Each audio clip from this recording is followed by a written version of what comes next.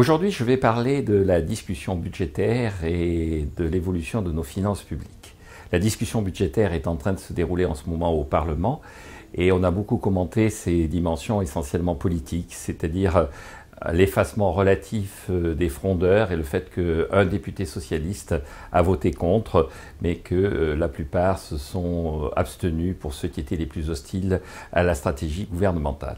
Quand on regarde les chiffres, on s'aperçoit quand même de trois éléments assez importants. Le premier élément, c'est que la France continue à avoir un déficit supérieur au célèbre 3%.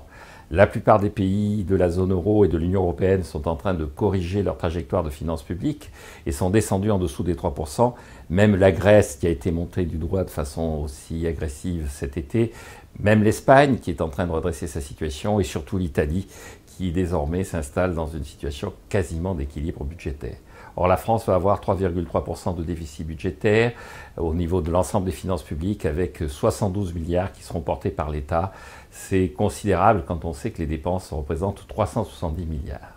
Le deuxième élément, c'est que quand on analyse les conséquences de la dette passée, les conséquences des gestions passées au travers de la charge d'intérêt, on s'aperçoit que cette charge d'intérêt est de un peu plus de 45 milliards d'euros.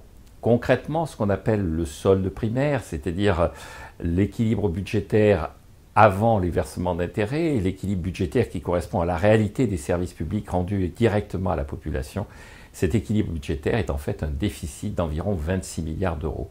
La population ne paie pas ce qu'elle devrait payer pour les services publics, ou plus exactement, les services publics coûtent trop cher à la population.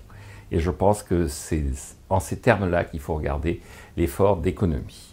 Et puis le troisième élément, c'est qu'on a beaucoup parlé dans ce budget de baisse d'impôts, beaucoup parlé de la baisse de 2 milliards d'euros de l'impôt sur le revenu, mais cela semblerait indiquer que le seul impôt que paient les Français, c'est l'impôt sur le revenu.